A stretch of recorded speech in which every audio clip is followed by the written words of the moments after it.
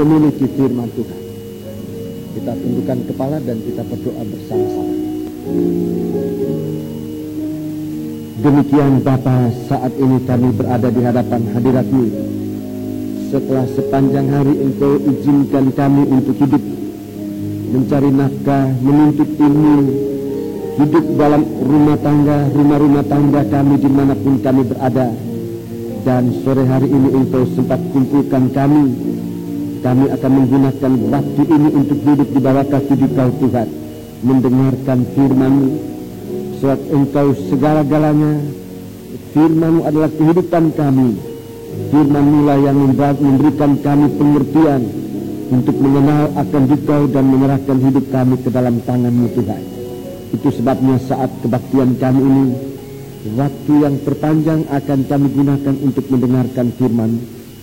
Hanya kami menyadari dan mengaku di hadapan hadirat-Mu Tuhan, bahwa dari kami sendiri mempunyai kemampuan yang sangat terbatas untuk bisa mendengar dan mengerti firman, apalagi melakukannya. Sebab itu Tuhan, sebelum firman yang ditaburkan, kami datang membawa kehidupan kami. Biarlah Engkau berikan kami kekuatan untuk memusatkan hati dan pikiran kami, menerima firman-Mu, mengerti dan mengingat serta melakukan dalam hidup kami sehari-hari. Kuasa-kuasa kegelapan yang mengganggu menggoda kami, Tuhan, bersatu hati kami panggil nama Engkau dan usir dia.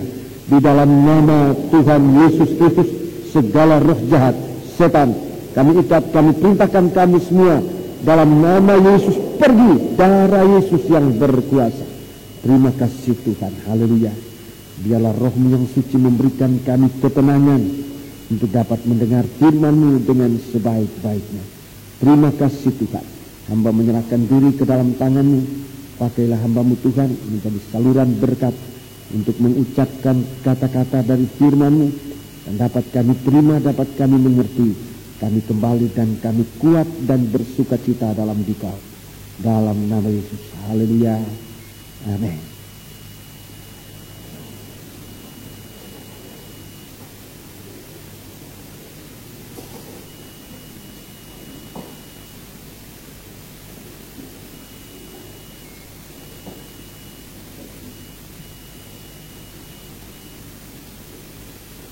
Duduklah dengan tenang di tempat dimanapun saudara sudah pilih untuk dari tempat itu saudara bisa mendengarkan firman Tuhan dengan sebaik-baiknya. Saya menyampaikan salam sejahtera dan selamat berbahagia dalam menerima sabda Tuhan dalam nama Tuhan Yesus Kristus.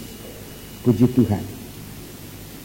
Kita sudah berada kembali dalam ruangan kebaktian di mana kita digembalakan oleh firman Tuhan, dan setiap saat kita dapat menerima firman Tuhan. Dan setelah kita masuk dalam pelayanan yang cukup berat di Jakarta, biarlah waktu-waktu ini kita gunakan untuk mengisi kehidupan kita dengan firman-Nya, agar dalam pelayanan berikutnya sebelum Tuhan datang kembali, kita mendapat kekuatan, bukan kekuatan dari manusia, kekuatan oleh karena firman yang ada di dalam kehidupan kita sekalian. Tekunilah firman Tuhan, dan saya percaya dari pemberitaan firman Tuhan, Tuhan menyatakan kehendaknya dalam kita masing-masing untuk kita hidup, baik secara perorangan, secara pribadi, maupun kita hidup dalam nikah kita, dalam rumah tangga kita, hidup dalam pelayanan dan dalam ibadah kita. Puji Tuhan. Kitab Wahyu pasal 2 dan pasal yang ketiga. Kitab Wahyu pasal 2 dan pasal yang ketiga. Kitab Wahyu pasal 2 dan pasal yang ketiga. Kitab Wahyu pasal 2 dan pasal yang ketiga ini akan diterangkan bersamaan, sebab mempunyai ciri yang sama. Isi 7 surat kepada 7 malaikat sidang jemaat ini sifatnya sama, yaitu untuk menyucikan ke-7 sidang jemaat.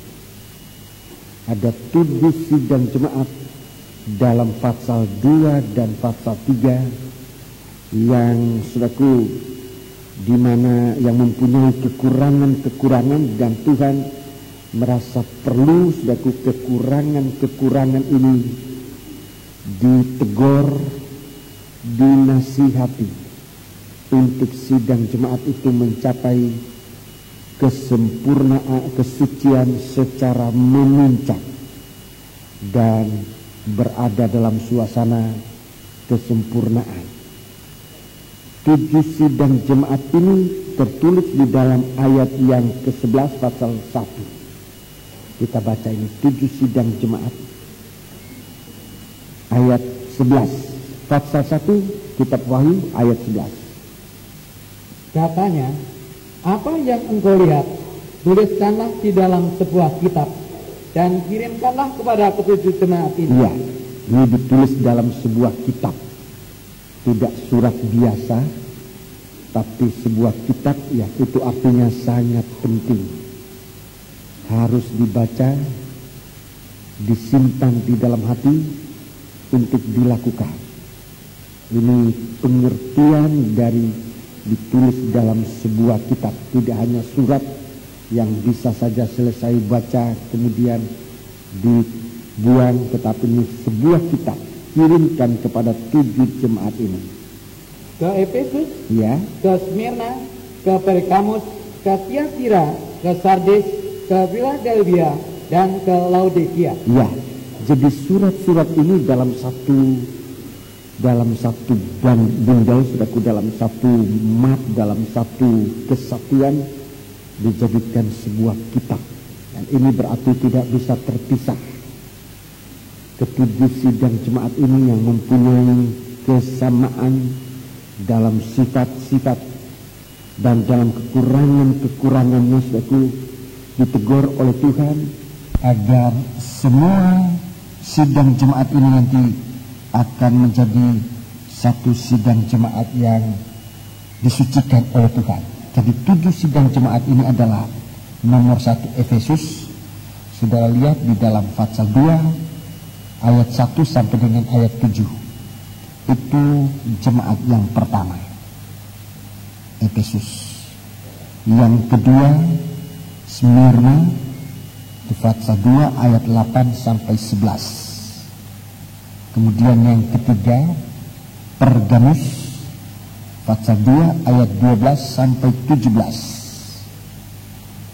Kemudian yang keempat, yang keempat adalah jemaat Tiatira pasal 2 ayat 18 sampai dengan ayat yang ke-29. Ayat 18 sampai 29. Kemudian jemaat yang kelima pasal 3 ayat 1 sampai dengan ayat yang ke-6, jemaat Sardis. Jemaat Sardis ini jemaat yang ditandai dengan kematian. Jemaat Sardis ini ditandai dengan tanda kematian. Engkau dikatakan hidup padahal engkau mati, ya. Kemudian sidang jemaat yang ke-6 ayat 7 sampai 13, jemaat Philadelphia. Ini jemaat dengan kuasa kebangkitan. Jadi ini sifat jemaat ini. Philadelphia ini jemaat dengan kuasa kebangkitan, jemaat yang hidup dalam persekutuan. Philadelphia itu suatu pengertian hidup di dalam roh persaudaraan.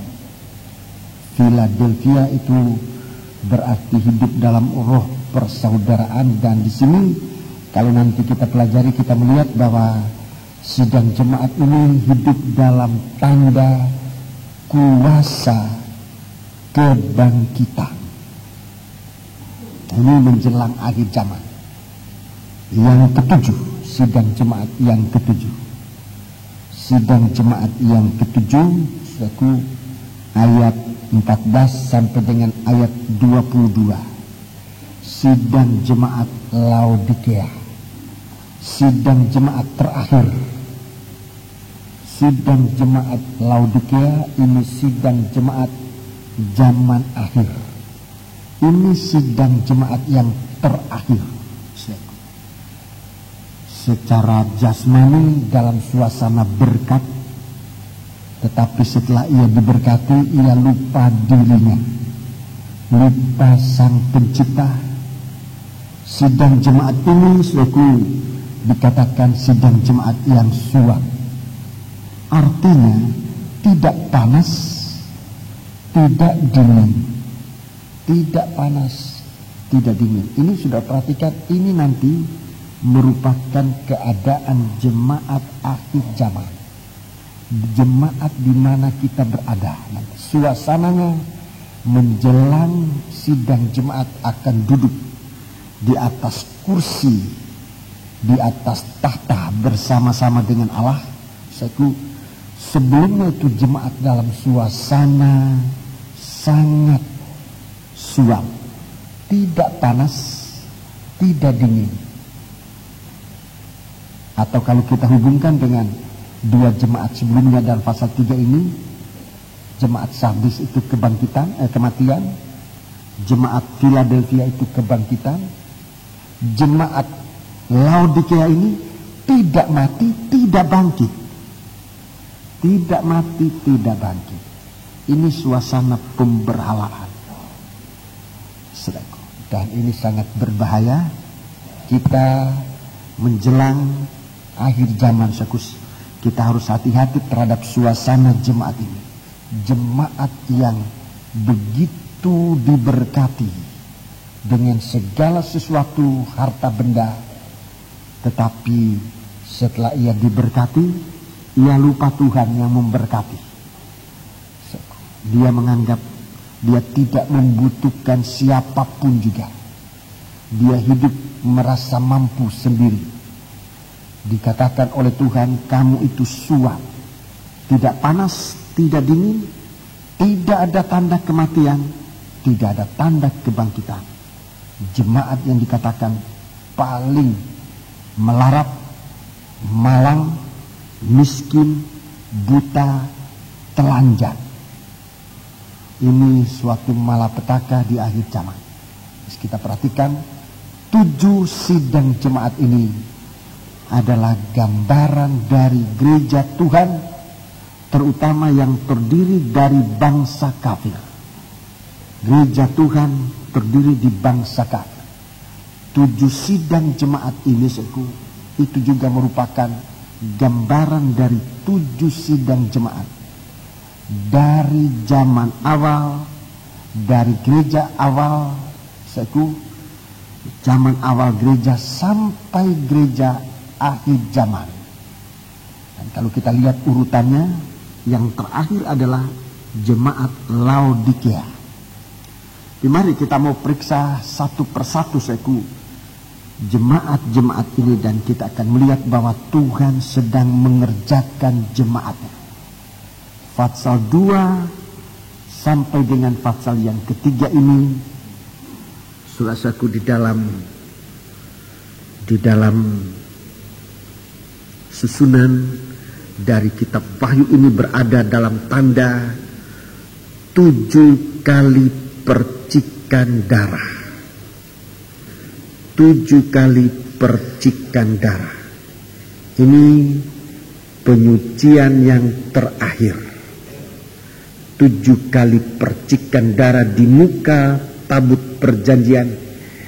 Ini penyucian terakhir untuk gereja Tuhan. Bagi sidang jemaat saya sudah terangkan.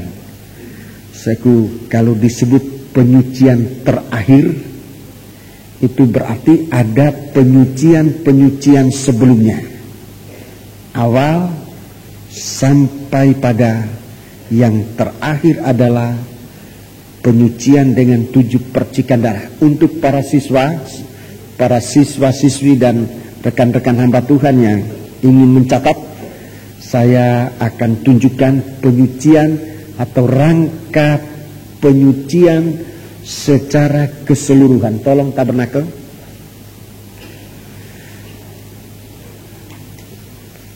7 kali percikan darah di muka peti. Tolong tunjukkan 7 percikan darah di muka peti. Ya. Ini 7 percikan darah di muka peti. Ini tabut perjanjian. Sekarang letaknya dalam tabernakel. Ya. Letaknya dalam tabernakel di ruangan Maha Kudus. Tadi saya katakan 7 kali percikan darah merupakan penyucian yang terakhir. Berarti ada penyucian-penyucian sebelumnya. Memang demikian. Penyucian sebelumnya adalah nomor 1. Dimulai dengan penumpahan darah di atas mezbah korban bakaran.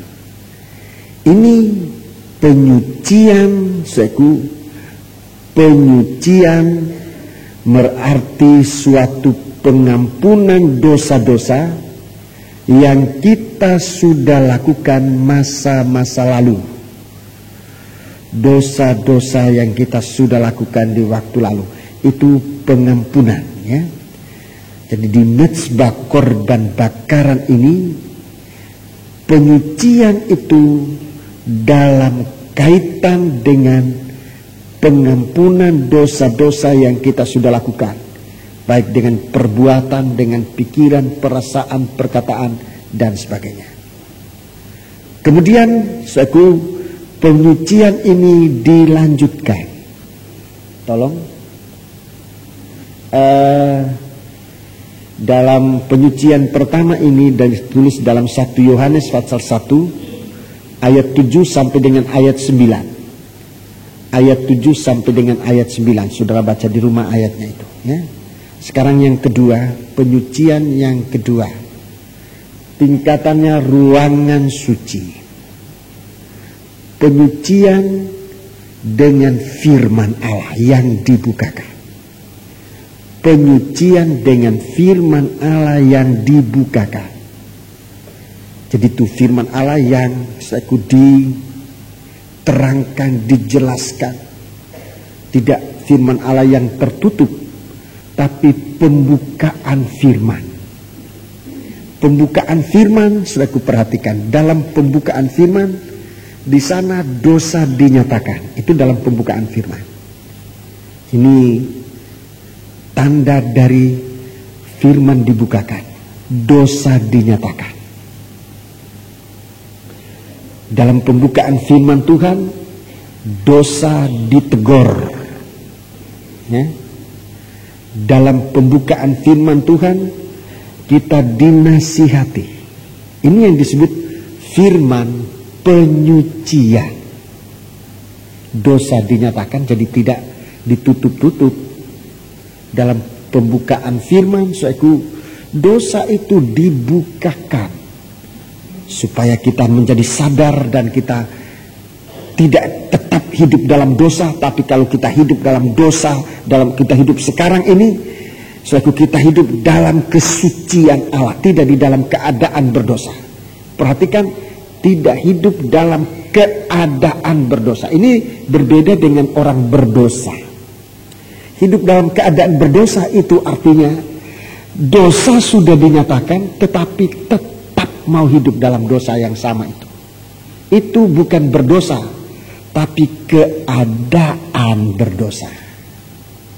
Kalau berdosa, orang melakukan dosa atau bicara dosa, kemudian ia sadar, ia menyesal, ia minta ampun, ia disucikan. Itu berdosa.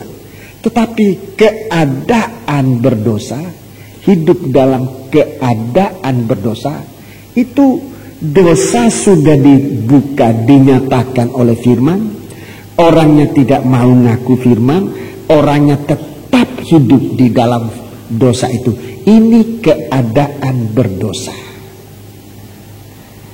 Dalam surat Yohanes, 1 Yohanes pasal 5 ayat 16, Rasul Yohanes katakan, itu dosa yang membawa maut.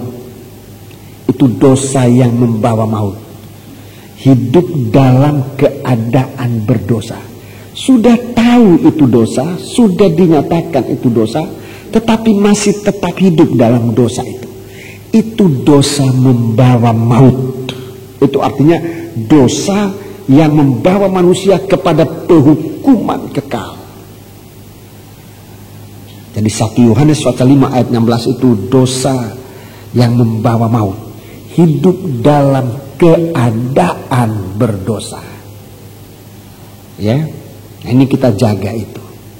Firman Allah menyucikan kita dalam hidup kita sehari-hari, supaya kita jangan berada dalam hidup supaya kita jangan hidup dalam keadaan berdosa itu. Kita disucikan, kehidupan kita sehari-hari disucikan.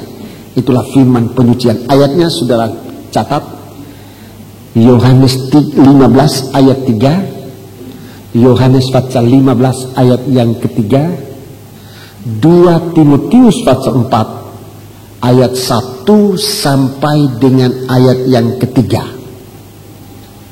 Ayat 1 sampai dengan ayat yang ketiga. Itu pengajaran. Jadi hidup kita sekarang ini dengan pengajaran firman, itulah juga firman penyucian.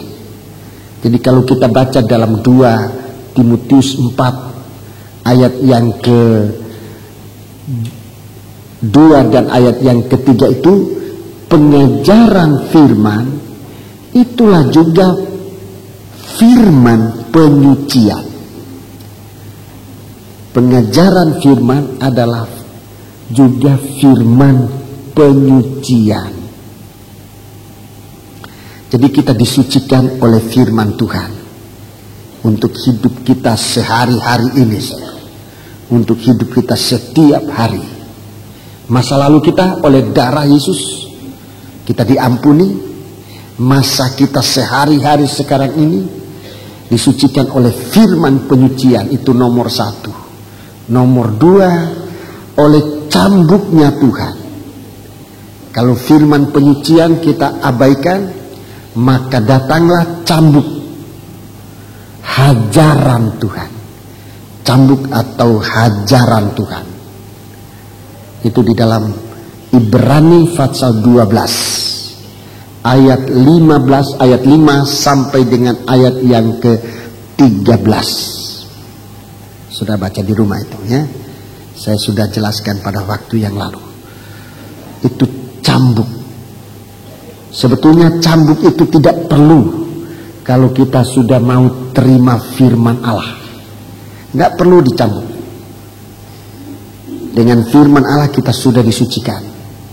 Kalau kita sering lengah terhadap firman Allah untuk mengembalikan kita kepada kekudusan Tuhan, Tuhan datang dengan cambuk.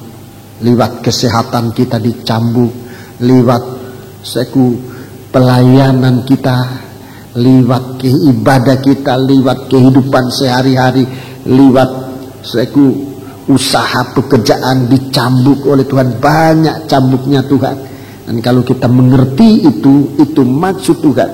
Kita mau dikembalikan oleh Tuhan kepada kekudusannya.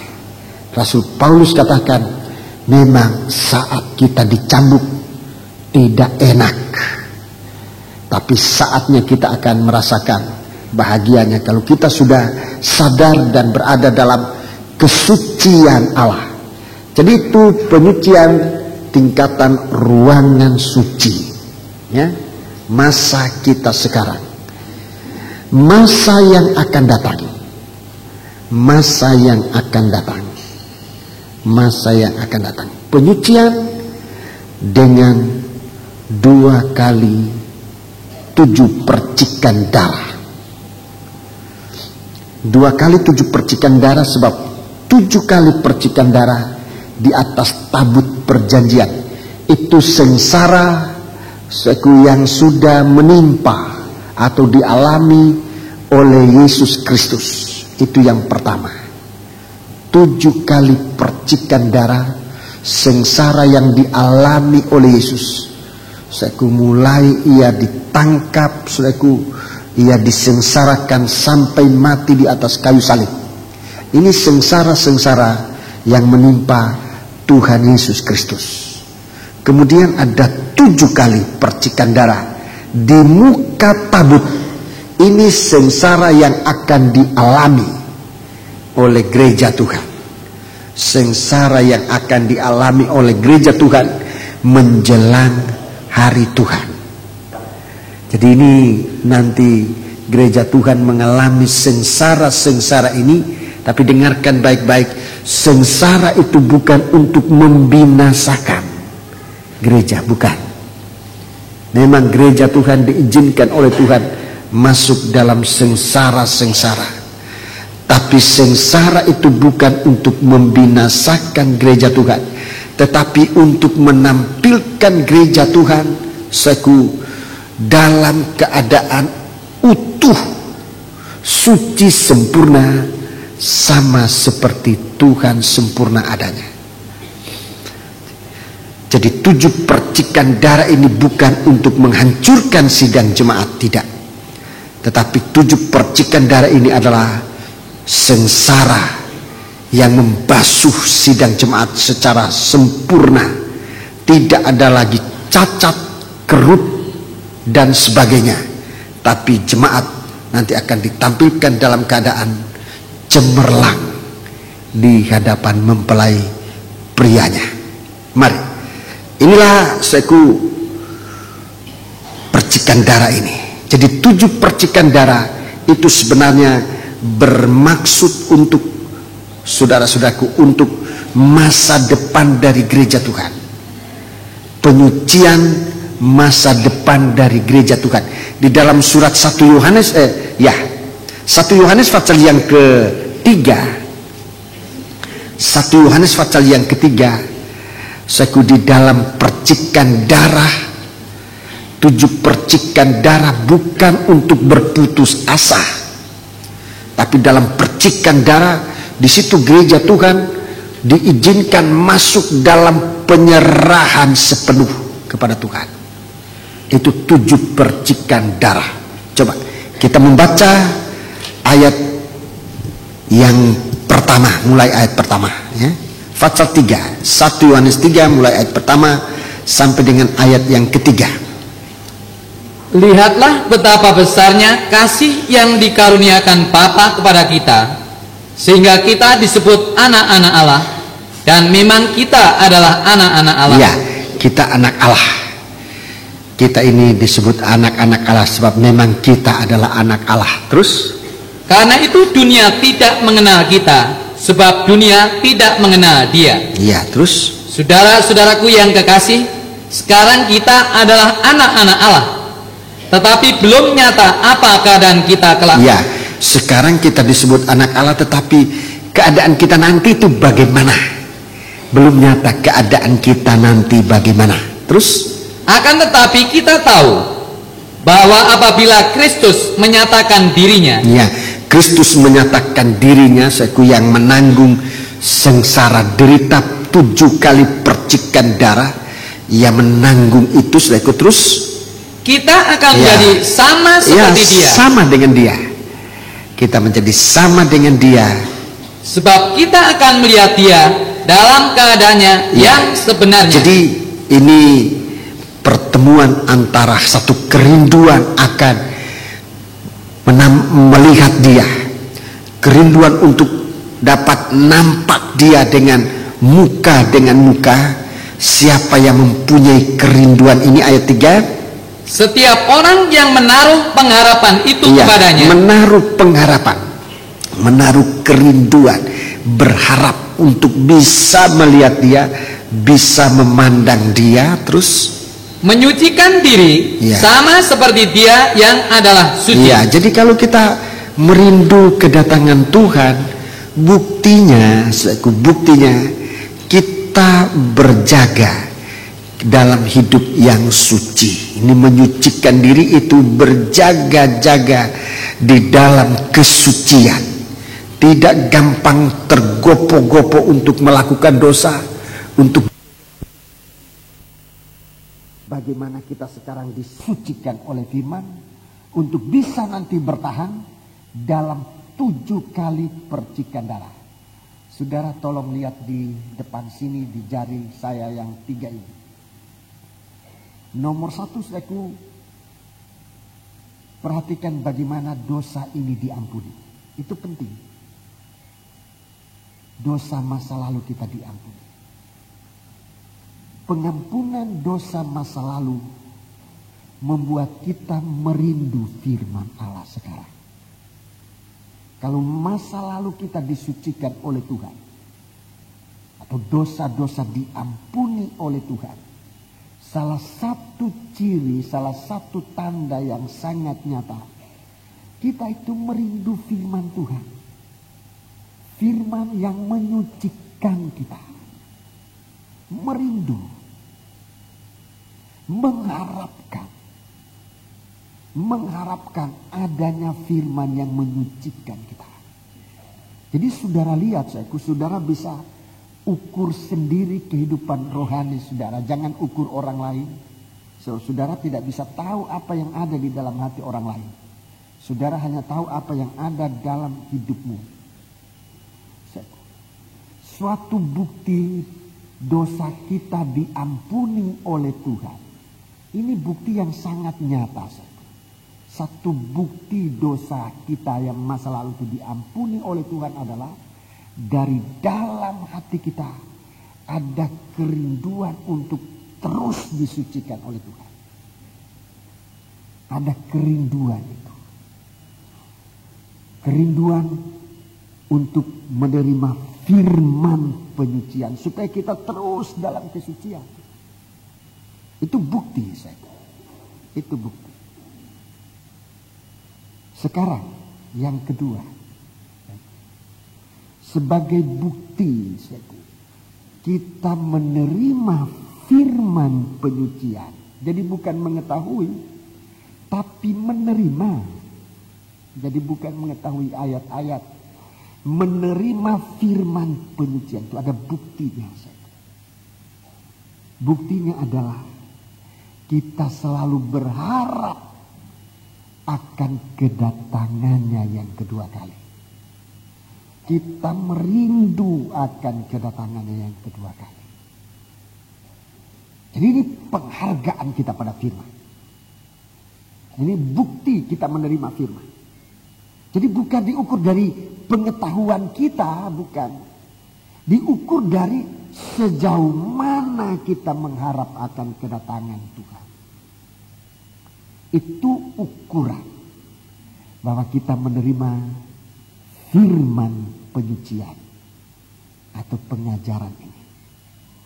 Kalau tidak ada kerinduan itu, kita menerima firman sebagai teori, suatu pengetahuan, tidak mendorong kita untuk ada gairah untuk merindu bagaimana kita bisa layak.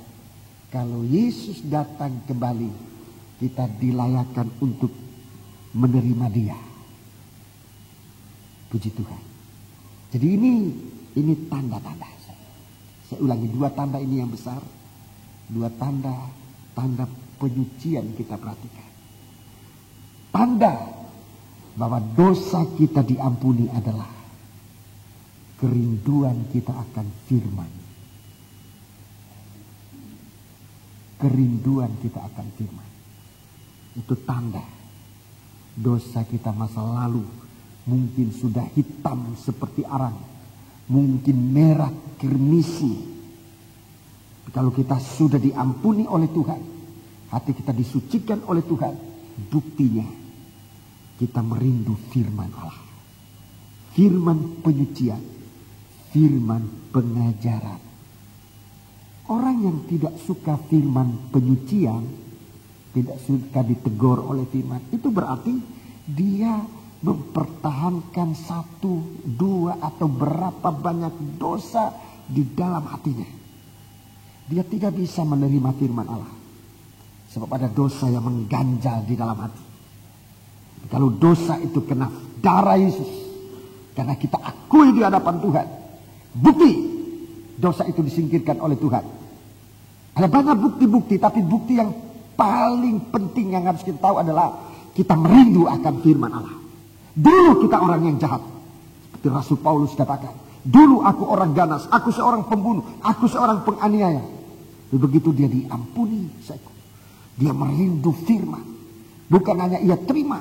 Tapi firman itu dia sampaikan sampai kepada bangsa yang juga sebenarnya tidak berhak untuk menerima firman. Itulah bangsa kafir. Itu salah satu contoh. Nah, kalau kita menerima firman, kita sekarang menerima firman yang menyucikan kita. Bahwa firman itu bekerja di dalam hati kita adalah dia membangkitkan gairah, membangkitkan kerinduan, bangkitkan pengharapan kita akan kedatangannya. Kapan kita bisa lihat itu? Di saat percobaan datang. Di saat percikan darah datang. Kalau kita hidup dalam firman Tuhan, saudaraku, buktinya di saat percikan darah datang. Itu artinya termasuk sengsara. Percikan darah ini bicara tentang sengsara. Difitnah, saudaraku, di dalam coba kita baca di dalam 1 Petrus pasal 2. Ini suatu gambaran tentang percikan darah yang dialami oleh Yesus.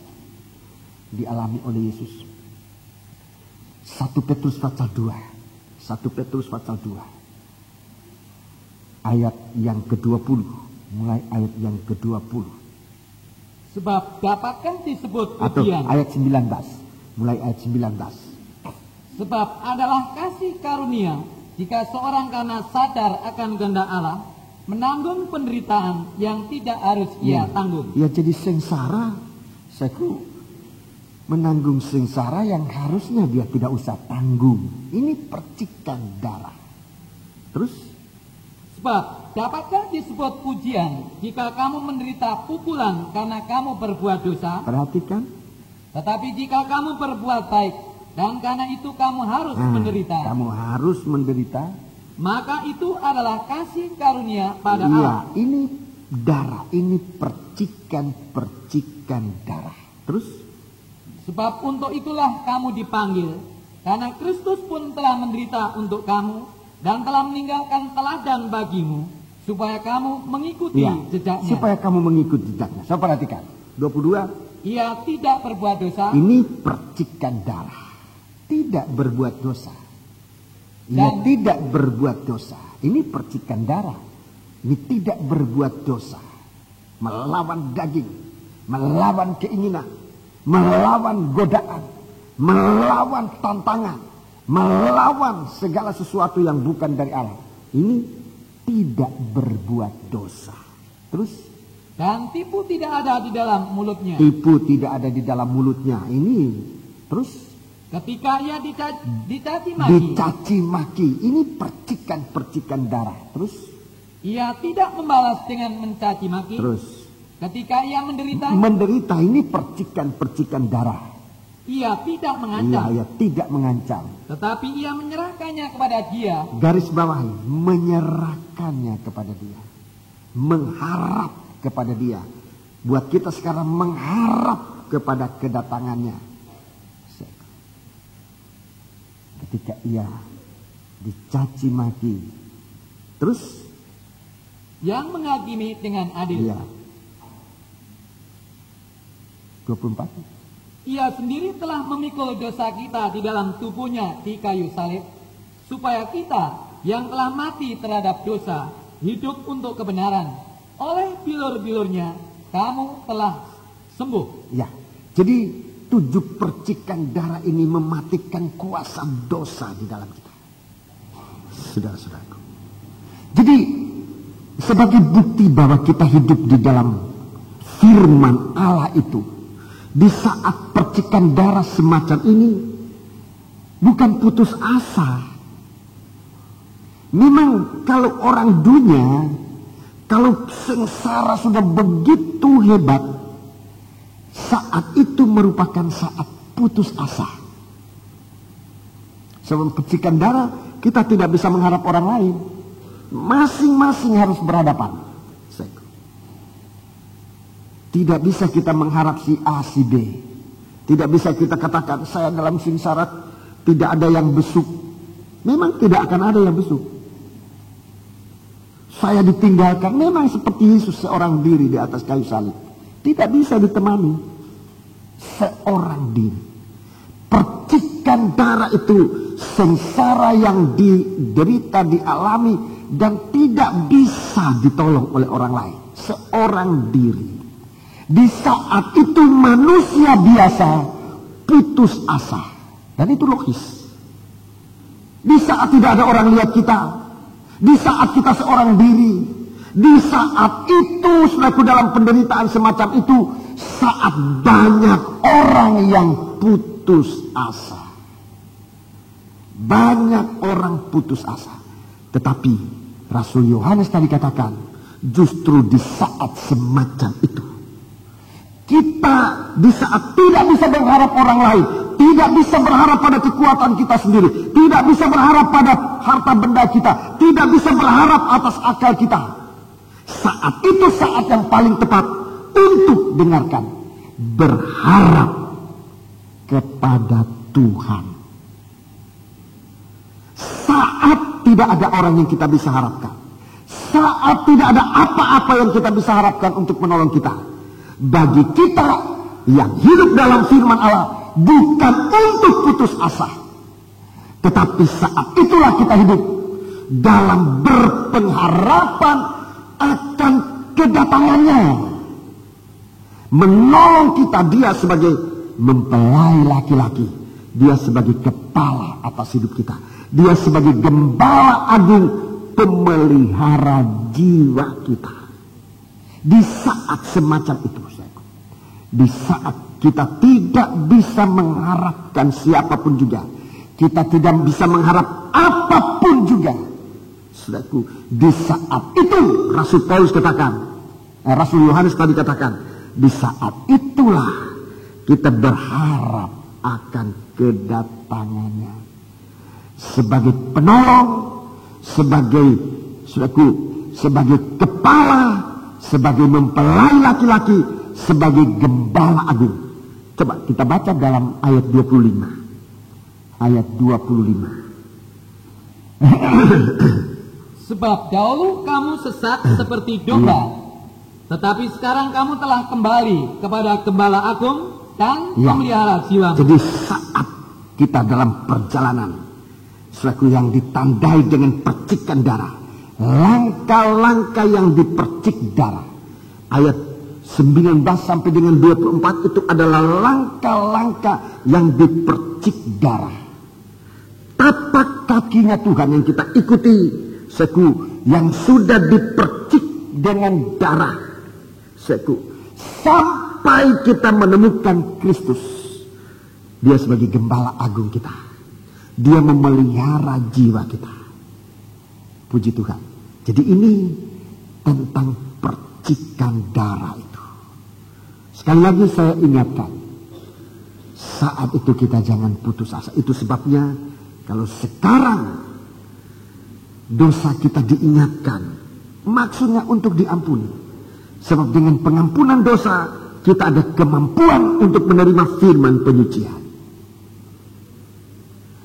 Kalau kita bisa menerima firman penyucian, kalau kita bisa menerima firman penyucian, maksudnya supaya kita mampu menerima 7 percikan darah dalam kehidupan kita. Itu maksudnya. Jadi sebelum percikan darah itu kita alami, firman Tuhan sudah mendahului. Supaya kalau percikan darah itu datang, kita sudah tahu. Kita tahan untuk menanggungnya. Bukan karena kita kuat, tapi firman Allah. Dan Kristus mendoakan kita. Kristus yang ada di sebelah kanan Allah, dia mendoakan kita. Sampai nanti kita bertemu dengan dia, berhadapan muka dengan muka, kita dirubah menjadi sama seperti dia. Jadi dosa diampuni, membuat kita mampu menerima firman Allah. Kita menerima firman Allah, membuat kita mampu masuk dalam penyucian terakhir. Jadi ini penyucian awal ini kita perlu perhatikan. Tanpa kita memperhatikan penyucian pendahulu itu, maka kita tidak mungkin sampai pada penyucian akhir ini. 7 kali percikan darah.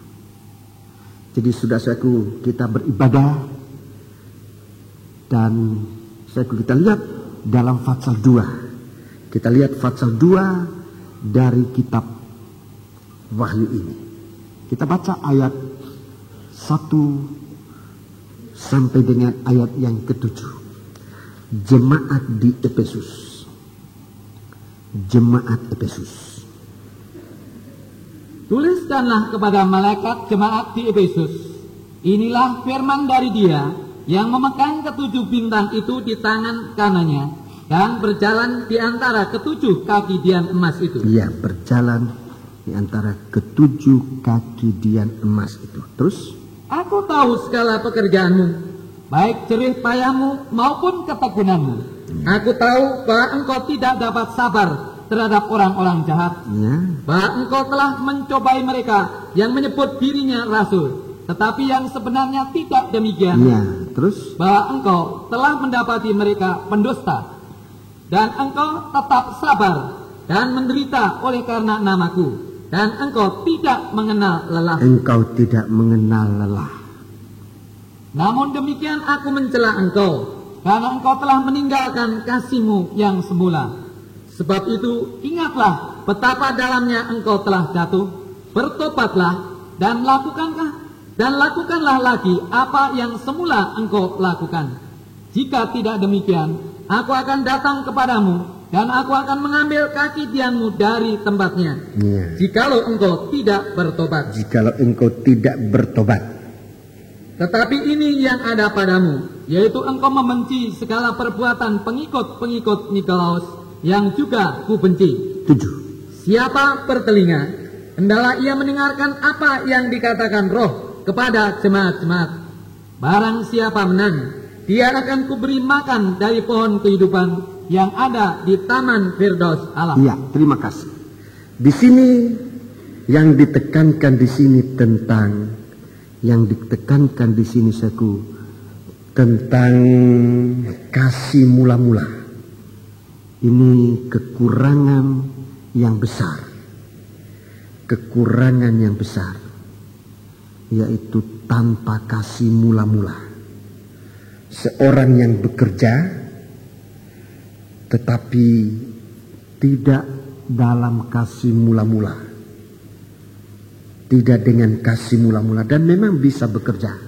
Sering saya katakan, orang bisa menyanyi tanpa kasih mula-mula atau tanpa kasih, tapi hasilnya nol. Bahkan orang bisa berkhotbah tanpa kasih, tetapi hasilnya nol, tidak ada hasilnya. Jadi kita perhatikan saku di sini Tuhan menghadapi jemaat Efesus ini, dia menampilkan diri dia sebagai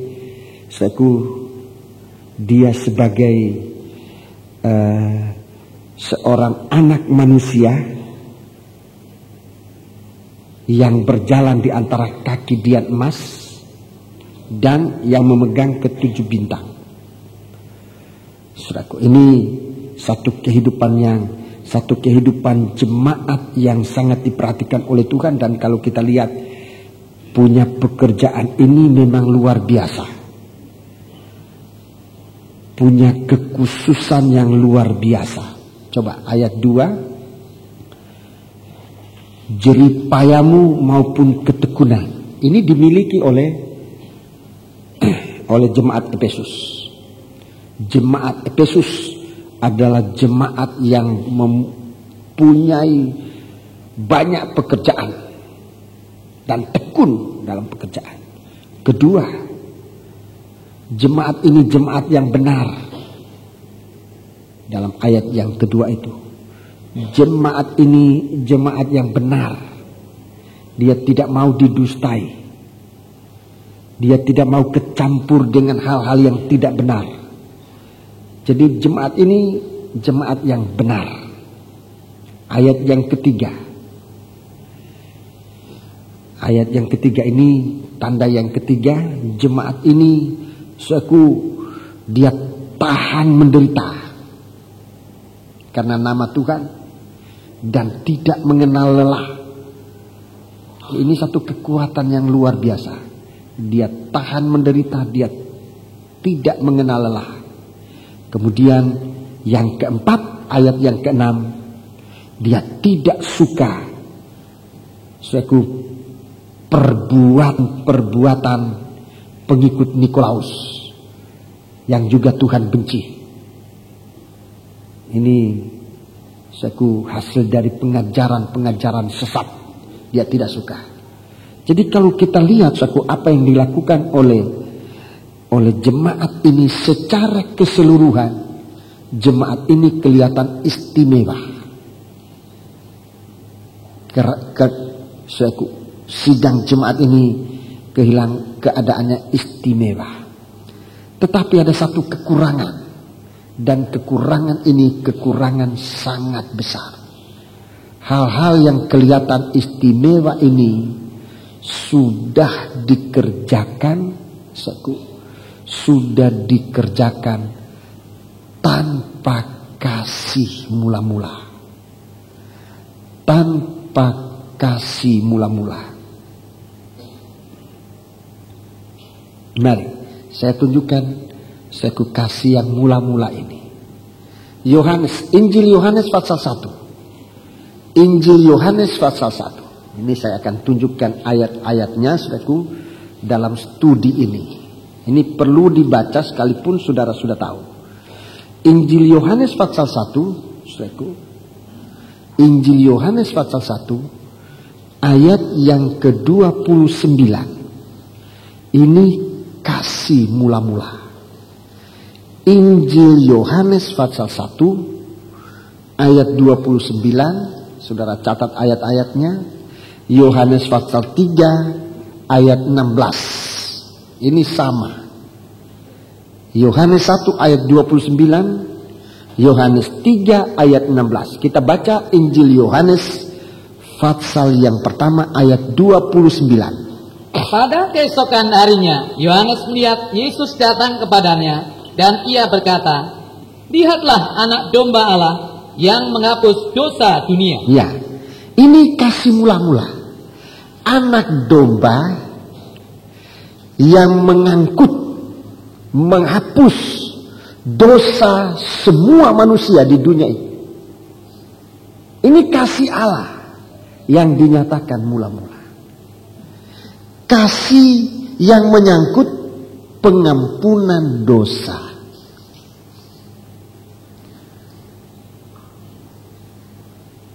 Kalau saya lanjut singkatkan istilahnya, ini pertobatan.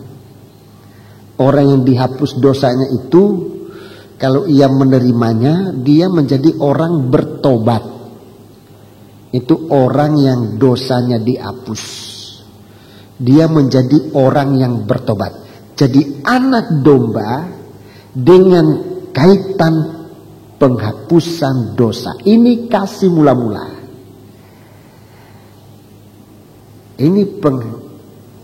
Ini namanya pertobatan.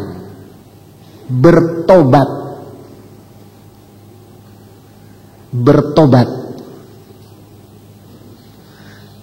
Jadi kita harus bekerja, saudaraku. Dasarnya ini bertobatnya itu. Dasarnya bertobat dari segala perbuatan-perbuatan yang tidak baik, saudara-saudaraku.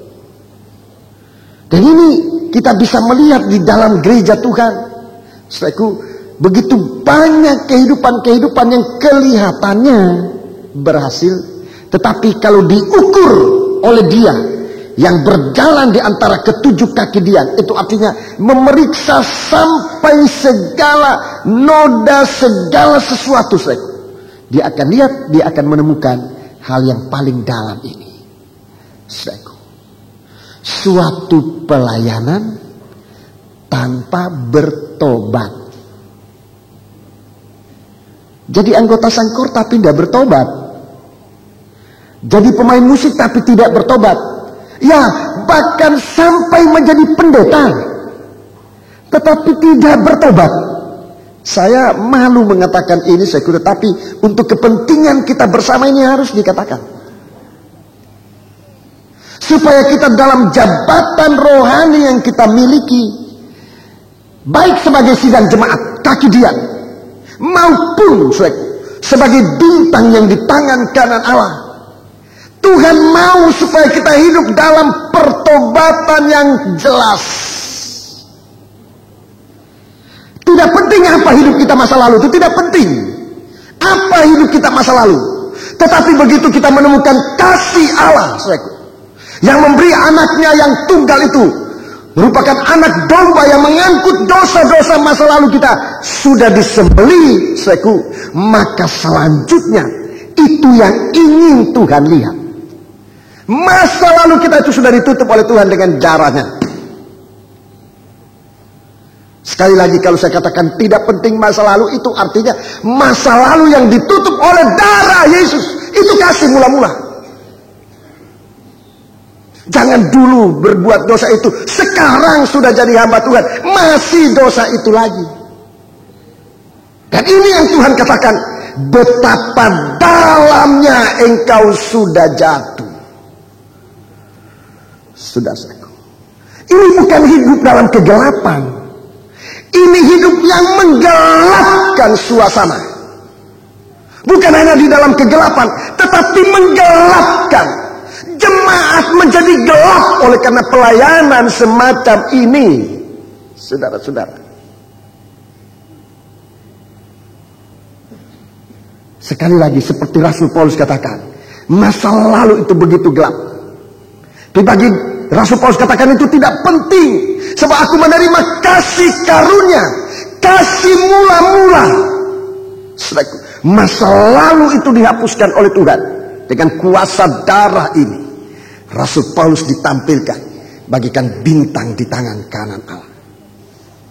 Tuhan memandang kita seperti tadinya tidak pernah berbuat dosa. Begitu dalam Tuhan mengampuni dosa kita. Sepertinya kita tidak pernah berbuat dosa. 2 Korintus pasal yang kelima ayat 17. Saudara catat itu. Kita dilahirkan baru oleh Tuhan. Setelah kita menemukan Dia, saudaraku, bagaikan anak domba yang menang mengangkut dosa kita, Tuhan melahirkan kita baru, saudaraku, mendamaikan kita dengan dirinya dengan jalan menjadi korban. Itu ayat-ayat selanjutnya. Sesudah ayat 17, 18, 19, bahkan sampai ayat 21 sudah baca di rumah itu. Bagaimana Tuhan membuat kita menjadi baru, untuk menjadi alat yang berguna di tangan kanan Dia. Saudara-saudara, begitu indah. Jadi ini yang Tuhan mau cari dalam kita. Pelayanan kita ini dasarnya apa? Dasarnya apa? Apapun masa lalu kita, tapi kalau Tuhan menemukan kita seperti Nabi Yohanes dalam Injil Yohanes pasal 1 ini, Nabi Yohanes dia melihat Yesus datang. Dia sudah melayani Tuhan, membaptiskan orang, tetapi waktu dia melihat Yesus datang, dia katakan, lihat anak domba Allah itu datang. Dalam Yohanes pasal 3 selanjutnya dia katakan, ia harus makin besar, ia harus makin bertambah-tambah, tetapi aku harus makin kecil. Itu orang yang menemukan Yesus, Nabi Yohanes Pembaptis. Nabi Yohanes Pembaptis menemukan Yesus sebagai pengangkut dosanya.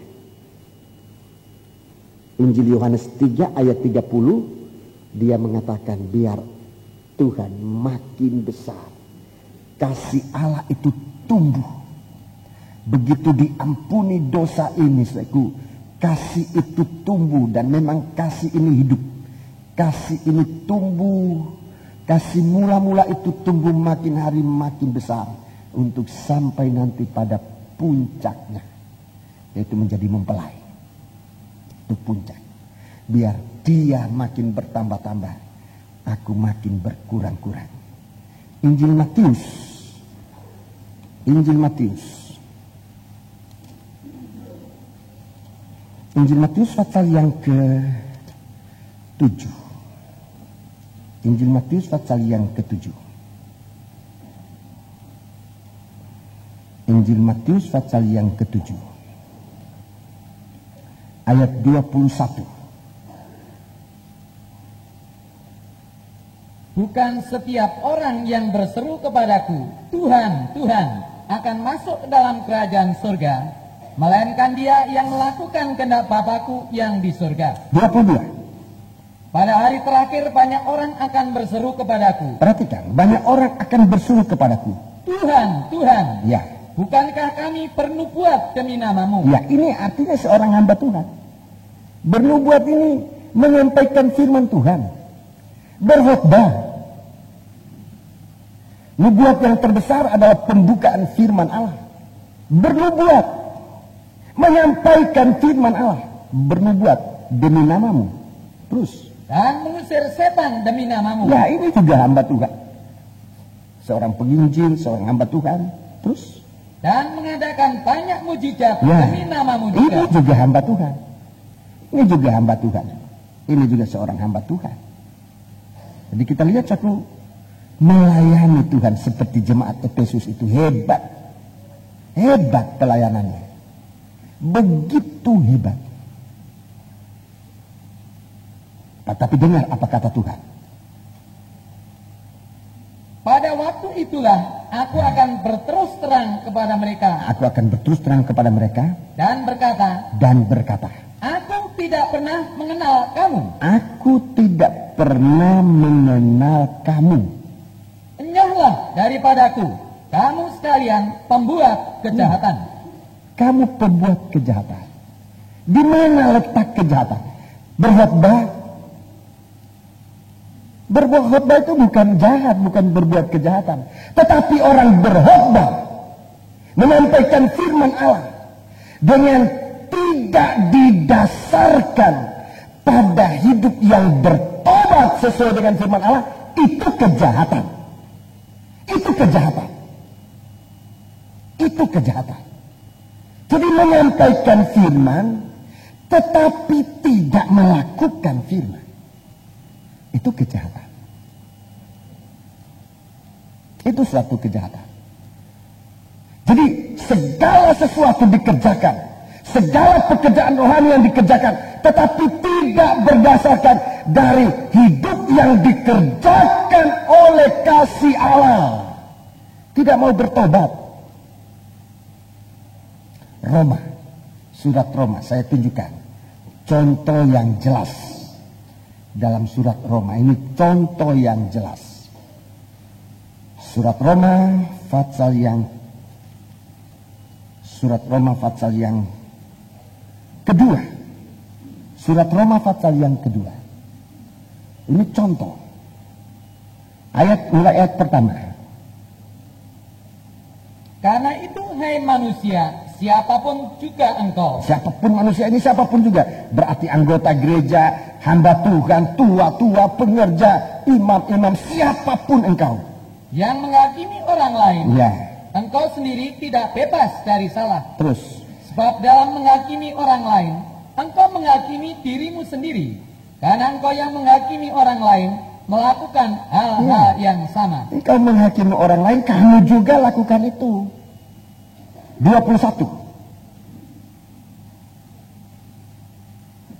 21. Jadi, bagaimanakah engkau yang mengajar orang lain? Mengajar orang lain. Tidakkah engkau mengajar dirimu sendiri? Engkau yang mengajar jangan mencuri. Engkau mengajar jangan mencuri.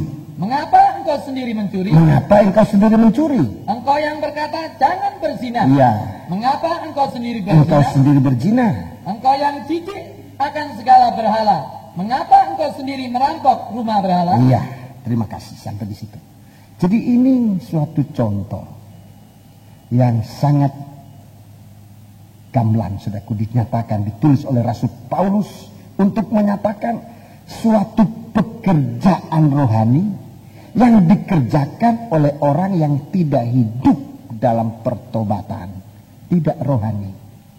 Tuhan katakan itu kejahatan. Jadi bertobat di sini, bertobat di sini, perkataan hendaklah kamu bertobat, ini artinya, saudara-saudaraku, kita berhenti dari cara bekerja yang tidak sesuai dengan kondisi pekerjaan rohani itu. Dan ini bisa dikerjakan oleh orang-orang yang tidak bertobat, cukup bisa. Seperti Rasul Paulus katakan, ini orang berkhotbah mengajar kamu jangan mencuri. Ini berkhotbah. Mengajar, mendidik, mengajar jangan mencuri. Tetapi dia sendiri mencuri. Mengajar orang jangan berzina, dia sendiri berzina. Dan banyak hal-hal lagi. Dan Tuhan katakan, ini dosa begitu besar. Rasul Paulus katakan, Tuhan Yesus katakan kepada Rasul Yohanes di Pulau Patmos, betapa dalamnya jemaat Efesus itu jatuh. Betapa dalamnya. Yang tadi saya katakan, hidup dalam kegelapan membuat kegelapan. Jadi sidang jemaat menjadi gelap. Dikhotbahi oleh orang-orang yang tidak bertobat. Itu bukan menerangi, tetapi membuat jemaat itu tambah gelap.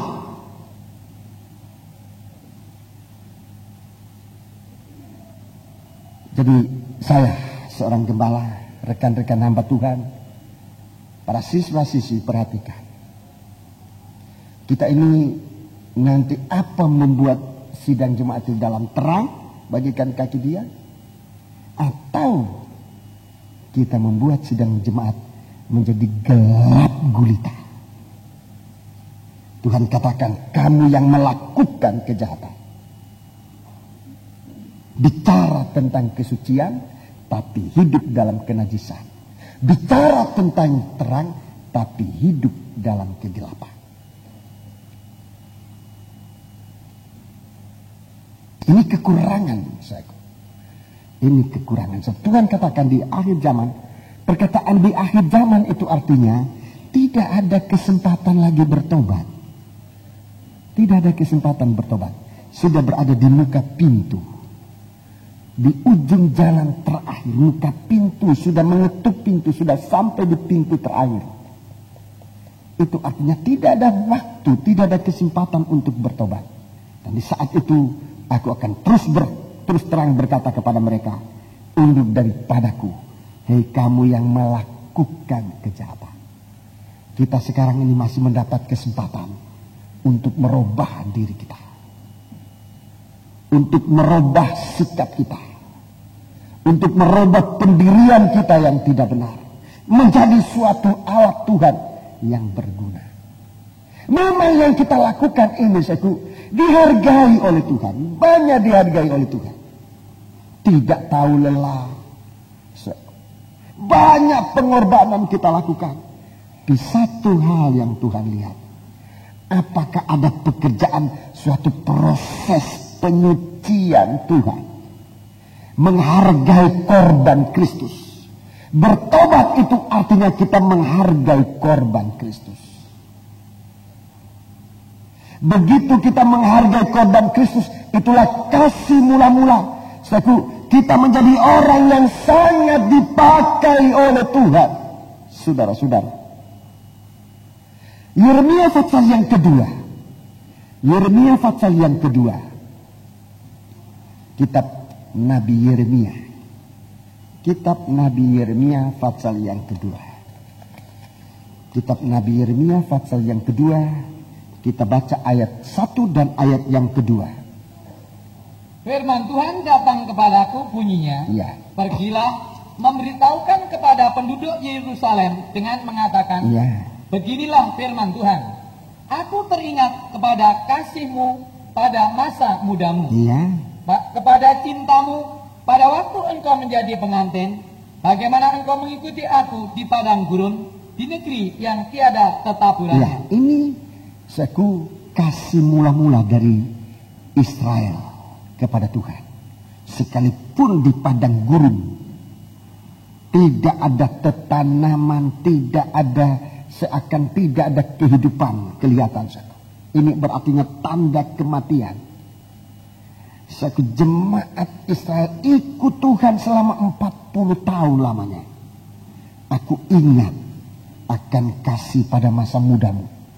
Engkau keluar dari negeri Kanaan. Memang di padang belantara ini, bangsa Israel dibuat oleh Tuhan, akhirnya menjadi semua orang muda. Semua orang muda.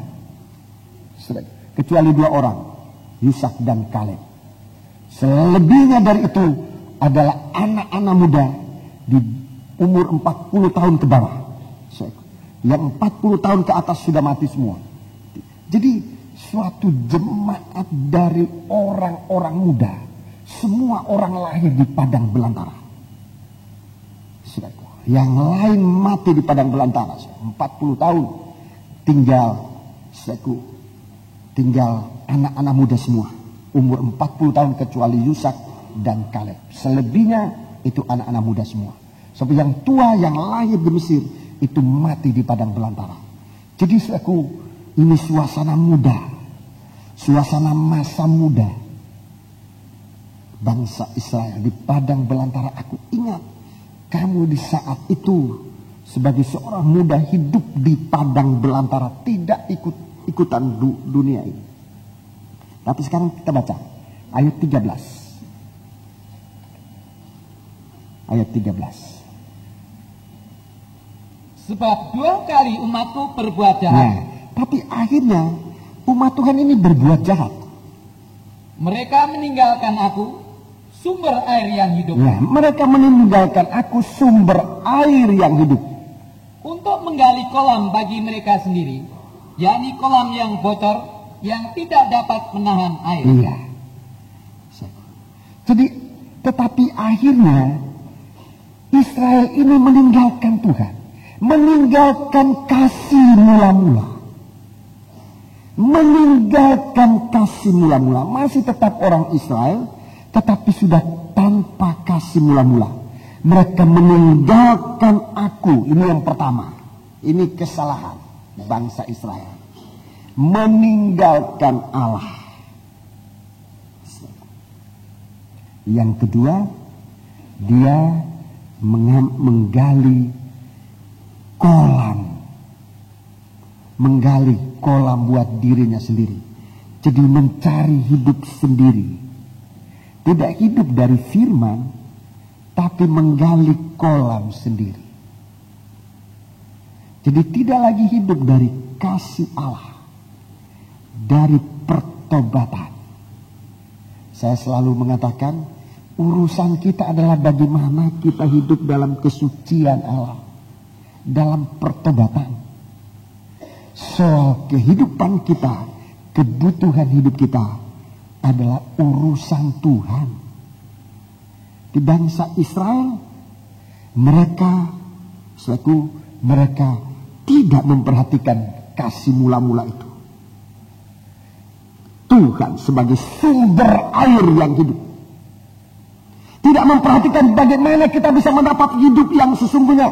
Kalau kita kembali kepada Dia, kalau kita bertobat, itu sumber kehidupan. Tetapi manusia seperti bangsa Israel ini sudah mulai usaha untuk hidup bagi dirinya. Dia tidak perhatikan pertobatan. Dia banyak berusaha untuk mendapatkan mata air untuk hidupnya sendiri. Tetapi itu bukan mata air. Tuhan katakan itu menggali kolam bagi diri sendiri. Kolam yang bocor. Kolam yang bocor.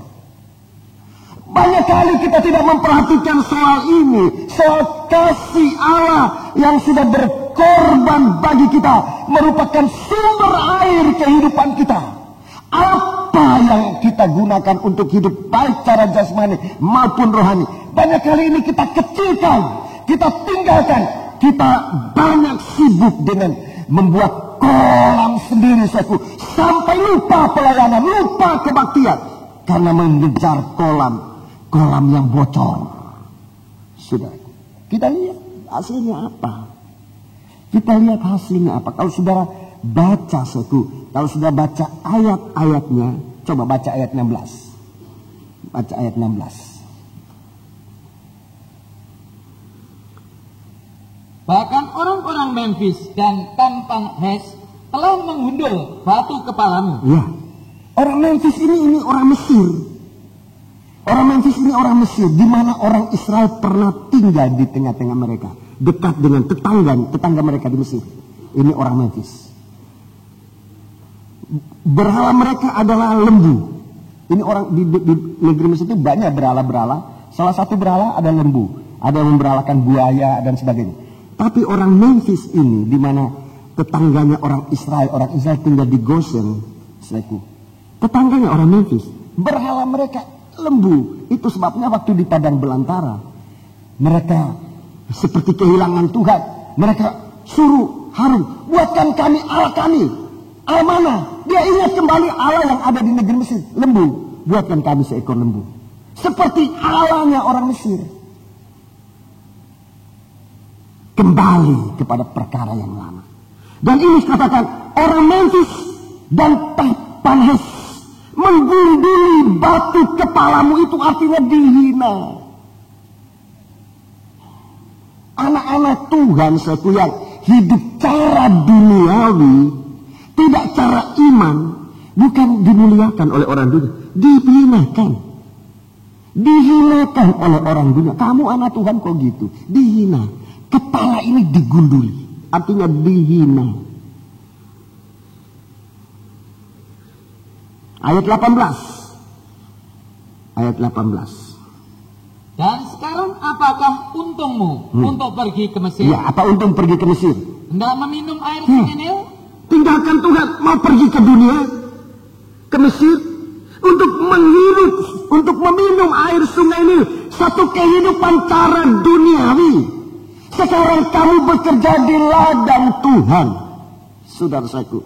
Tetapi tujuannya bukan untuk melayani kehendak Tuhan, tetapi melayani diri sendiri. Bagaimana kita diperkaya, bagaimana kita dapat makanan, bagaimana kita dapat pakaian, itu yang utama. Apapun caranya. Sudah. Kamu sekarang mau pergi ke Mesir, meminum air dari sungai Nil, seperti orang Mesir. Satu cara kehidupan yang dikuasai oleh Firaun, oleh setan. Itulah jadinya kalau anak-anak Tuhan bekerja rohani tanpa kasih mula-mula. Saudara-saudaraku, oh semoga saudara bisa mengerti ini. Para siswa, engkau tinggalkan pekerjaanmu yang lama. Nanti 3 bulan pertama ini ujian berat.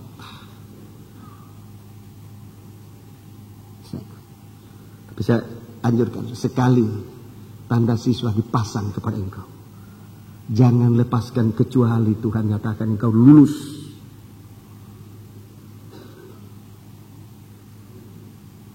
Jangan lepaskan karena gugur. Mau pergi ke dunia, mau minum air sungai Nil, ingat pekerjaan dulu. Ingat pekerjaan dulu. Sekarang bagaimana? Engkau bekerja, dasar apa sekarang? Pertobatan. Tinggalkan dunia, kembali kepada Tuhan. Tuhan tawarkan sekarang mau apa? Mau kembali ke Mesir? Untuk digunduli kepala? Dan mau minum sungai Nil lagi, air dari sungai Nil? Sementara kita berada di aliran air sungai kehidupan. Kasih Allah mengalir dari surga. Di situ kita harusnya hidup. Sidang jemaat, bagaimana?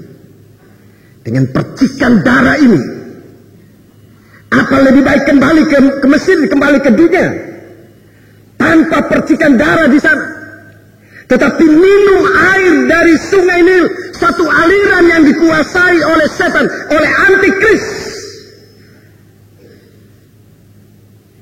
Baca terus.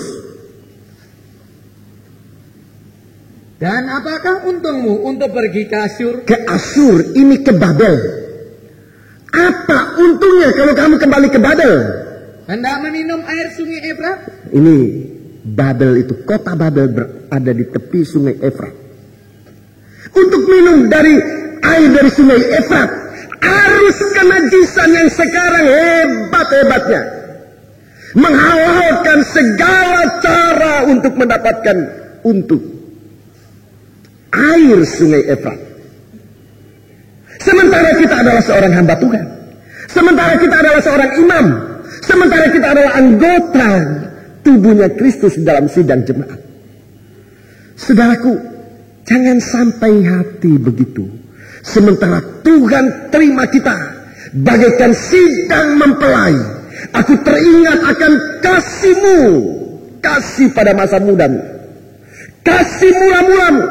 Tapi kalau Tuhan periksa sekarang di dalam kita, apakah kasih ini masih ada? Atau kita sudah cenderung untuk kembali ke Mesir, atau cenderung pergi ke Asyur, ke sungai Efrat? Hanya saudara yang tahu dengan Tuhan. Saya tidak tahu. Tuhan yang tahu. Dan kalau Tuhan sekarang bersabda di dalam kita, itu maksudnya Tuhan mengasihi kita. Bertobat, kata Tuhan. Bertobat, katanya Tuhan. Sebab kalau kamu bertobat, perhatikan, kamu bukan hanya makan makanan duniawi ini, bukan hanya mendapat makanan roti dan air dan anggur yang ada di dunia ini. Tapi Tuhan katakan, siapa yang menang, aku akan memberi makanan. Dengarkan, memberi kamu makan makanan yang belum pernah dimakan oleh manusia. Makanan yang pernah dilarang oleh Tuhan jangan dimakan oleh manusia. Tetapi kalau kita sekarang kembali kepada Dia, nomor satu Tuhan katakan, aku memberi kamu makan makanan yang belum pernah dimakan oleh manusia, tapi diberikan oleh Tuhan kepada kita. Itulah buah pohon El Hayat. Itu belum pernah dimakan oleh manusia. Tuhan siapkan. Apa artinya kalau dibanding dengan apa yang kita kejar di dunia ini, makanan yang kita kejar di dunia ini, dibanding dengan buah pohon El Hayat, tidak ada bandingan sama sekali. Tapi sekarang kalau kita bekerja, Tuhan katakan kalau kita sekarang bekerja bukan untuk makanan yang fana, tetapi untuk makanan yang kekal yang akan diberikan oleh Tuhan kepada kita. Saudaraku, kita akan lihat bagaimana Allah mengasihi kita, sangat mengasihi kita.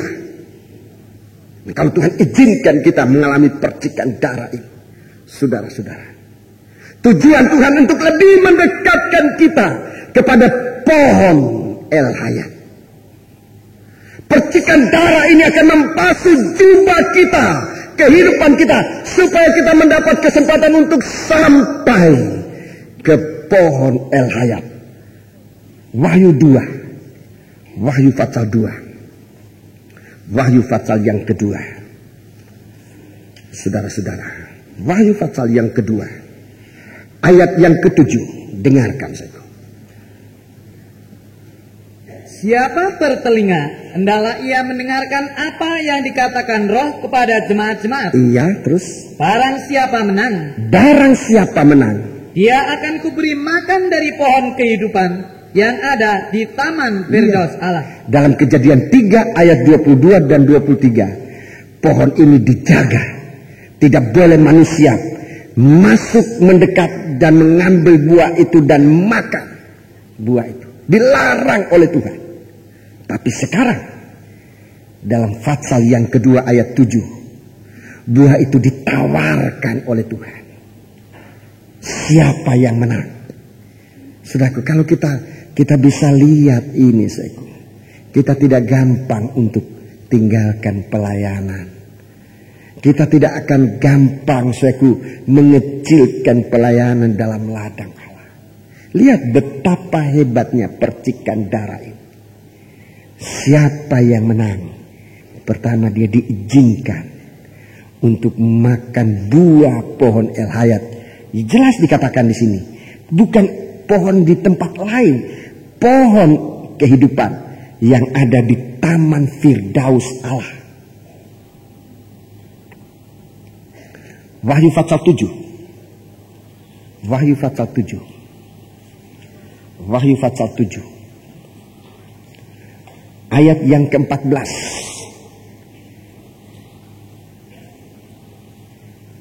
Maka kataku kepadanya, Tuanku, Tuhan mengetahuinya. Lalu ia berkata kepadaku, mereka ini adalah orang-orang yang keluar dari kesusahan yang besar. Keluar dari kesusahan besar, dari percikan darah. Terus? Dan mereka telah mencuci jubah mereka dan membuatnya putih di dalam darah anak domba. Membuat putih di dalam darah anak domba. Saudara-saudara. Jadi Tuhan cari ini. Kasih mula-mula. Darah anak domba itu. Yang membasuh kehidupan kita. Pakaian ini kehidupan kita. Membasuh kehidupan kita. Untuk bisa sampai kepada pohon El Hayat. Wahyu pasal 22 ayat 14. Ayat 14. Ayat 14. Berbahagialah mereka yang membasuh jubahnya. Mereka akan memperoleh hak atas pohon-pohon kehidupan dan masuk melalui pintu-pintu gerbang ke dalam kota itu. Iya, ke dalam kota itu. Ayat 15. Tetapi anjing-anjing, anjing-anjing dan tukang-tukang sihir, orang-orang sundal, orang-orang pembunuh, penyembah-penyembah berhala, dan setiap orang yang mencintai dosa dan yang melakukannya tinggal di luar. Ya, inilah orang-orang yang bekerja tanpa pertobatan. Anjing, di gambarannya orang tidak mau bertobat. Anjing, babi, seku, itu gambaran orang yang tidak mau bertobat. Anjing makan muntahnya, seku, babi yang dimandikan kembali ke kubangannya. Itu dalam surat Petrus. Jadi ini gambaran orang yang tidak memperhatikan pertobatan. Itu tidak bisa masuk. Ya sudah perhatikan, sudah lihat di sini bagaimana Tuhan sangat menghargai kita. Jadi kasih ini, kasih mula-mula Yesus sebagai anak domba Allah yang mengangkut dosa manusia. Nabi Yohanes Pembaptis melihat itu dan dia katakan, biar ia makin bertambah-tambah, tapi aku makin berkurang-kurang. Biar ia makin besar, aku yang makin kecil. Wahyu pasal 19. Kita ketemu kembali dengan anak domba ini di sini. Wahyu 19 ayat 6 sampai dengan ayat yang ke-7. Ayat 6 dan ayat yang ke-7. Lalu aku mendengar seperti suara himpunan besar orang banyak, seperti desau air bah, dan seperti deru guruh yang hebat, katanya, haleluya, karena Tuhan Allah kita yang Maha Kuasa telah menjadi Raja. Terus, marilah kita bersukacita dan bersorak-sorai dan memuliakan Dia, karena hari perkawinan anak domba telah tiba. Ini perkawinan anak domba. Itu kasih mula-mula. Anak domba mengangkut dosa isi manusia. Itu kasih Allah yang mula-mula. Anak domba ini sebagai korban penghapus dosa. Itu kasih mula-mula. Di sini anak domba ini menjadi raja. Jadi dia bukan lagi mengangkut dosa. Dia menjadi raja. Yesus datang kedua kali bukan lagi untuk mengangkut dosa manusia. Yesus datang kedua kali sebagai raja. Dikatakan sebagai mempelai, dia akan masuk pada perkawinan. Pada pesta perkawinan disebutkan perkawinan anak domba. Kenapa tidak disebut perkawinan anak Allah? Padahal Yesus itu anak Allah. Kenapa tidak disebut perkawinan roti kehidupan? Yesus roti kehidupan. Tetapi disebut perkawinan anak domba Allah. Mengapa disebut hari perkawinan anak domba Allah? Sebab anak domba ini yang menebus mempelainya. Dia yang menebus mempelainya dengan darahnya. Sehingga kasih ini mulai tertanam. Darah anak domba ini merupakan benih kasih Allah yang tumbuh di dalam kita.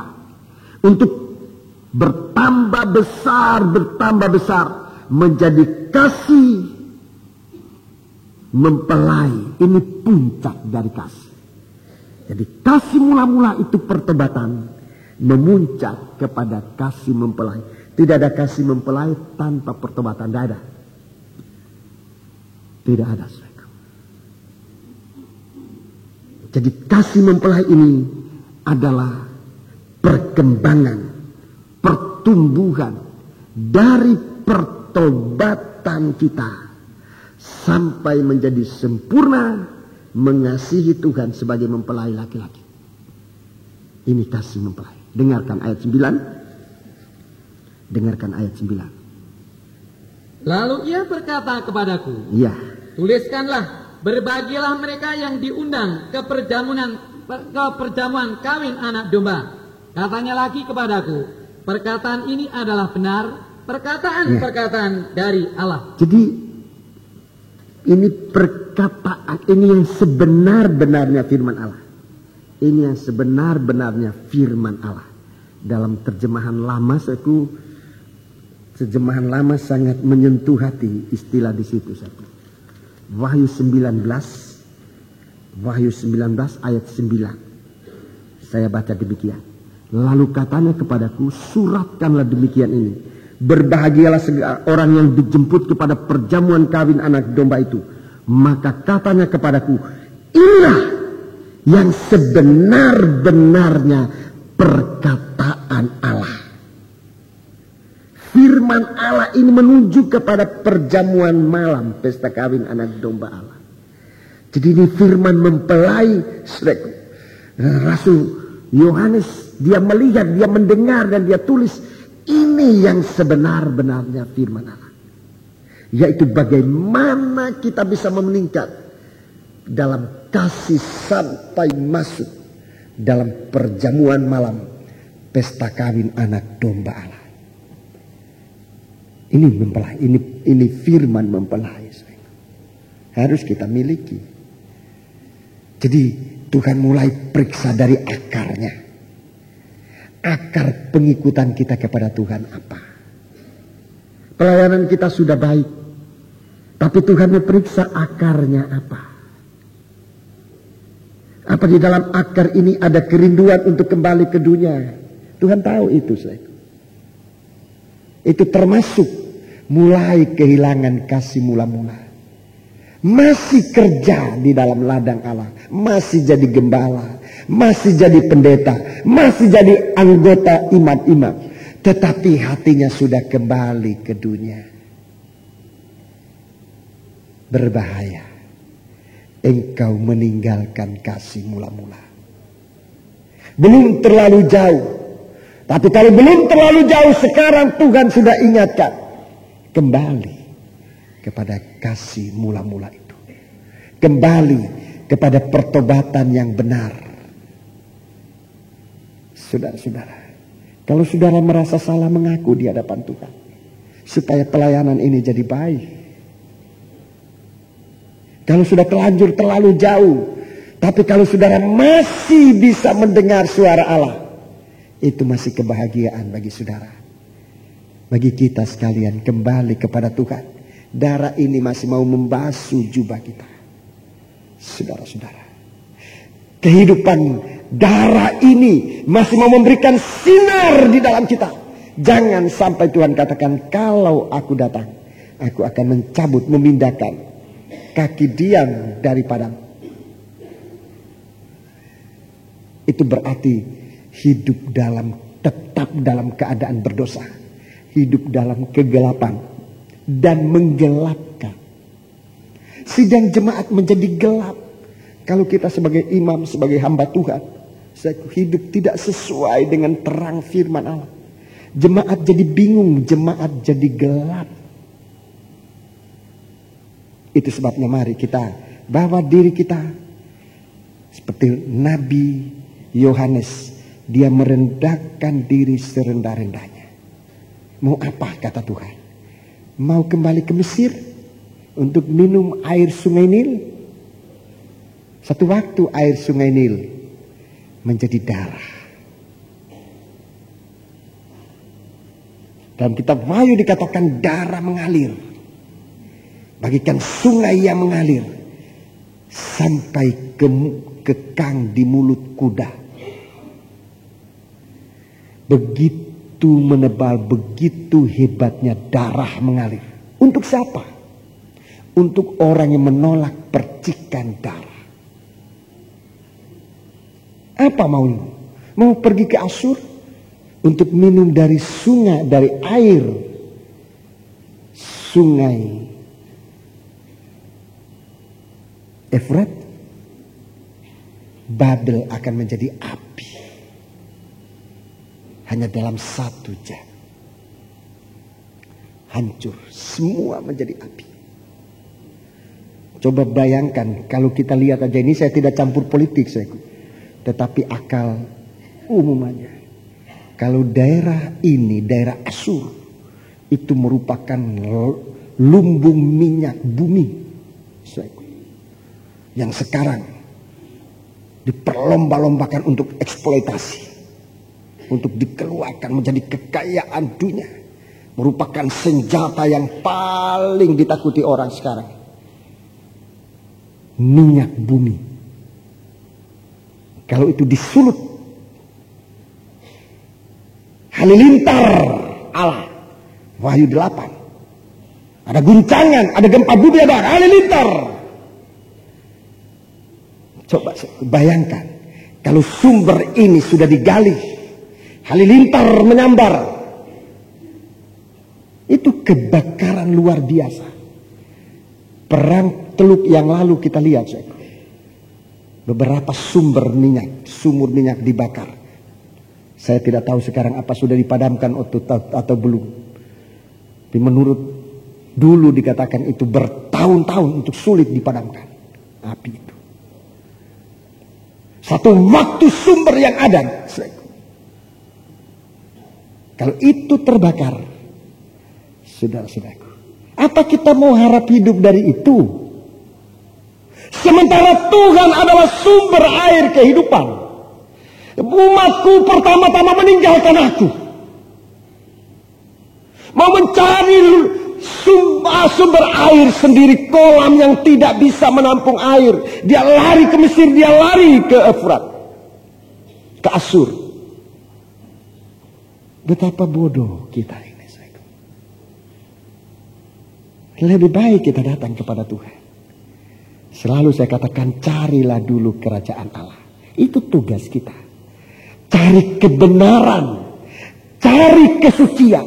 Soal kehidupan kita itu urusannya Tuhan. Kita banyak kali balikkan. Kita tinggalkan urusan kita mencari kesucian dan kebenaran Allah. Mengurus kehidupan kita. Akhirnya kita kehilangan semua. Kehilangan pertobatan, kehilangan mata pencaharian. Kita hilang sama sekali. Kalau ada sedikit di dalam hati, karena mengikut Tuhan sudah kena percikan darah, lalu timbul dalam hati ingin kembali ke dunia. Ingat, sudah mau kemana? Ke Nil, ke sungai Nil, atau ke Asyur, ke Babel? Sebagai gembala, bersama-sama saya mengingatkan kita semua, jangan lakukan itu. Kembali kepada Tuhan. Kita bangkit berdiri. Pelayan perjamuan suci tampil ke depan. Kembali kepada Tuhan. Periksa bagaimana darah ini kita terima, kena kehidupan kita, dan kita merasakan kasihnya Allah. Haleluya.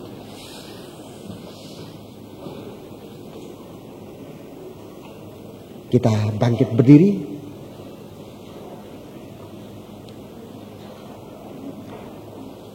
biar kita hidup di sungainya Tuhan. Haleluya.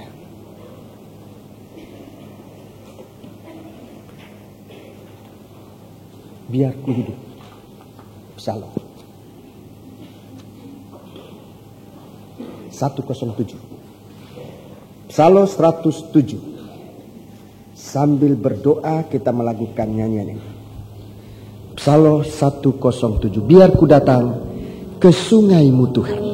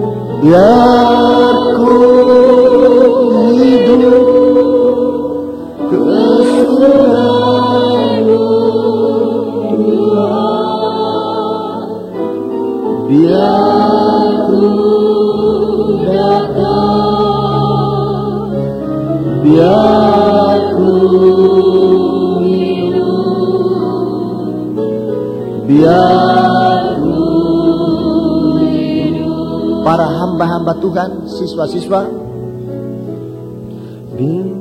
biar sidang jemaat dalam doa. Sungaimu Tuhan, ini sumber kehidupan,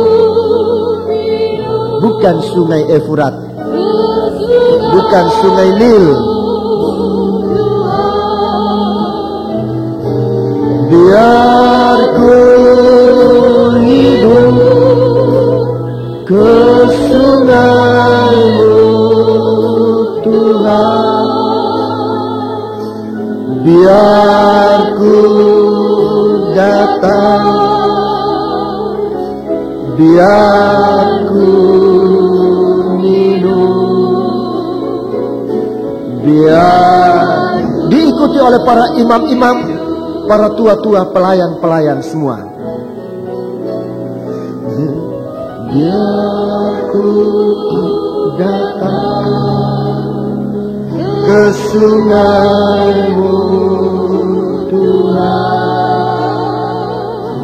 Biar ku minum ke sungaimu Tuhan. Biar ku hidup ke sungaimu Tuhan. Biar ku datang, biar ku minum. Haleluya. Biar ku diikuti oleh seluruh sidang jemaat.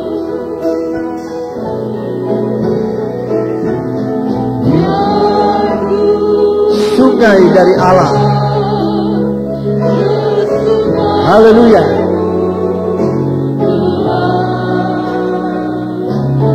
Biar ku hidup ke sungaimu Tuhan. Biar ku hidup ke sungaimu Tuhan. Biar ku datang, biar ku minum, biar ku. Tundukkan kepala dengan perlahan-lahan. Lalu ia menunjukkan kepadaku suatu sungai berisi air hayat, jernih seperti hablur, mengalir keluar daripada aras Allah dan anak domba itu. Maka di tengah-tengah jalan di negeri itu dan seberang menyeberang sungai itu ada pohon hayat yang berbuah 12 jenis. Maka tiap-tiap bulan berbuah, dan segala daun pohon itu akan menyembuhkan segala bangsa. Maka tidak ada lagi laknat di sana. Maka aras Allah dan anak domba itu akan berdiri di dalamnya, dan segala hambanya akan berbuat ibadah kepadanya. Angkat tanganmu dua ke atas, haleluya. Kita di sungai air kehidupan. Kita dekat dengan pohon kehidupan. Daun pohon itu menyembuhkan penyakit segala bangsa. Haleluya. Sembahlah Allah. Haleluya. Haleluya. Haleluya. Haleluya. Haleluya. Haleluya. Haleluya. Haleluya. Haleluya. Haleluya. Haleluya. Sembahlah Dia. Haleluya. Datang ke sungainya Tuhan. Minum di sungainya Tuhan. Hidup di sungainya Tuhan. Haleluya. Haleluya. Oh, haleluya. Haleluya. Haleluya. Haleluya. Haleluya. Haleluya. Haleluya. Haleluya. Haleluya. Haleluya. Haleluya. Haleluya, haleluya, haleluya, haleluya, haleluya, haleluya, haleluya, haleluya, haleluya, haleluya, oh haleluya. Kami agungkan Engkau Tuhan. Kami tidak ingin minum air dari sungai Nil. Kami tidak ingin minum air dari sungai Efrat. Tapi kami mau minum air kehidupan dari sungai yang mengalir dari tahta-Mu Tuhan. Firman kasih dan Roh-Mu yang suci yang kami dengar adalah aliran sungai kehidupan. Haleluya, haleluya. Kami menyembah Engkau Tuhan. Haleluya, haleluya. Haleluya, haleluya. Haleluya, haleluya. Haleluya, haleluya. Haleluya, haleluya, haleluya. Kami menyembah Engkau Tuhan. Haleluya, haleluya. Haleluya, haleluya. Terima kasih Bapa. Haleluya. Terima kasih Tuhan. Terima kasih. Kami berada di sungai air kehidupan, di mana pohon-pohon kehidupan mengapit kami kiri dan kanan kami, agar kehidupan kami benar-benar terpelihara dalam Dikau. Buah pohon kehidupan, air sungai kehidupan. Kami hidup bagi Tuhan. Terima kasih. Terima kasih Tuhan. Saudara diam sebentar. Saudara diam sebentar. Daun pohon kehidupan menyembuhkan segala bangsa, menyembuhkan segala penyakit dari bangsa-bangsa apapun juga. Haleluya. Daun itu bicara dari daging. Daging manusia, daging yang berdosa, tidak dapat menyembuhkan penyakit. Tapi daging yang tidak berdosa, itulah dagingnya Tuhan Yesus Kristus. Engkau memberikan aku tubuh, katanya Tuhan, untuk melakukan kehendak Allah. Perjamuan suci ini adalah tubuh Kristus. Sekalipun ini bukan obat, tetapi di dalam tubuh Kristus ada kuasa menyembuhkan segala penyakit dari segala bangsa. Renungkan ini dan yakini ini. Sehingga kalau kita terima perjamuan suci ini, kita terima merupakan kuasa Allah yang menyembuhkan kita dari segala penyakit. Kuasa Allah yang menghidupkan kita. Angkat tangan dua sekali lagi, kita sedikit waktu berterima kasih kepada Allah. Dari segala macam penyakit yang kami idap, yang kami derita, baik cara tubuh kami, dalam jiwa kami, dalam roh kami, segala keresahan, segala stres, segala beban mental yang kami alami merupakan penyakit dalam kami. Tuhan, kami bawa kepadamu. Sekarang ampuni kami Tuhan dengan kuasa darah-Mu Bapa. Haleluya. Kami nanti akan mengulurkan tangan ini untuk mengambil tubuh-Mu dan darah-Mu. Kami benar-benar hidup dari pohon kehidupan, dari buah pohon kehidupan ini. Kami benar-benar sehat oleh daun dari pohon kehidupan ini. Kami benar-benar disegarkan oleh air dari sungai hayat ini di dalam darah-Mu Tuhan. Terima kasih. Turunkan tangan. Sekarang Bapa, kami akan mengulurkan tangan kami, mengambil tubuh dan darah-Mu. Layakan kami menerima berkat kehidupan dari perjamuan suci ini yang akan kami terima di dalam nama Tuhan Yesus Kristus. Haleluya. Amin. Jiwa kita dengan penderitaan yang mendalam, yang orang lain tidak tahu. Roh kita mengalami beban yang berat. Angkatlah tubuh ini. Setinggi bisa saudara tinggikan korban. Haleluya. Dengarkan firman Tuhan. Haleluya. Sebab apa yang telah kuteruskan kepadamu, telah aku terima dari Tuhan, yaitu bahwa Tuhan Yesus pada malam waktu ia diserahkan mengambil roti, dan sesudah itu ia mengucap syukur atasnya, ia memecah-mecahkannya dan berkata, dengarkan baik-baik, inilah tubuhku yang diserahkan bagi kamu. Perbuatlah ini menjadi peringatan akan aku. Haleluya. Kita makan bersama-sama dengan percaya dalam nama Yesus.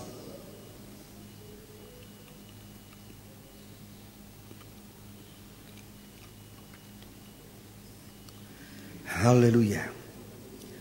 Angkatlah cawan ini dengan tangan kanan lebih tinggi dari kepala. Haleluya. Ini mengalir dari lambung Kristus, dekat dengan dari dalam hatinya Tuhan. Ini kasih Allah. Haleluya. Ini kasih Allah yang melahirkan kita baru, sehingga kita menggunakan darah ini dan Tuhan memandang kita seperti tadinya, tidak pernah melakukan dosa. Haleluya. Ini kasih Allah dalam kita. Demikian juga yang mengambil cawan sesudah makan lalu berkata, cawan ini adalah perjanjian baru yang dimeteraikan oleh darahku. Perbuatlah ini setiap kali kamu meminumnya menjadi peringatan akan aku. Sebab setiap kali kamu makan roti ini dan minum dari cawan ini, kamu memberitakan kematian Tuhan sampai ia datang. Haleluya.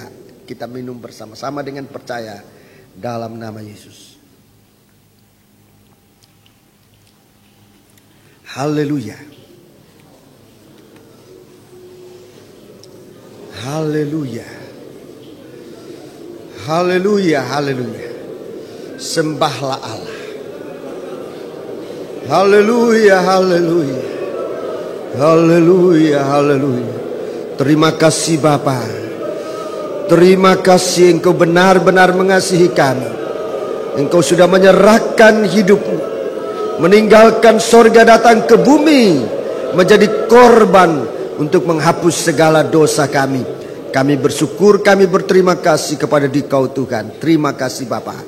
Haleluya, terima kasih. Dalam nama Yesus kami berdoa. Haleluya. Amin. Betapa